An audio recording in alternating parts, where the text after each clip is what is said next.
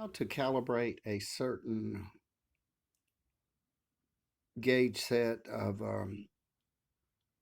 heating and air conditioning gauges.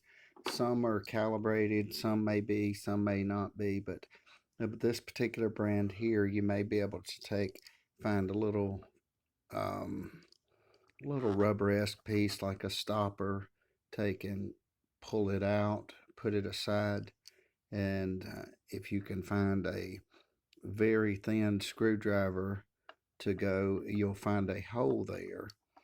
And if you can go in here and find a seat with this, one can find out that they may be able to turn this. So in order to set it back to 0, turn it in this direction, and it should be set on 0.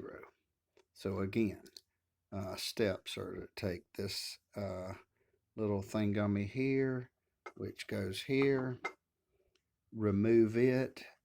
You may have to take your finger, you may have to take a little screwdriver. Be careful you don't scratch the plastic or the glass. Take this little thingummy here, set it aside. Get you maybe a thermostat screwdriver, has to be very thin. You will find a hole here, stick it in the hole, gingerly rotate it until you feel it to get it.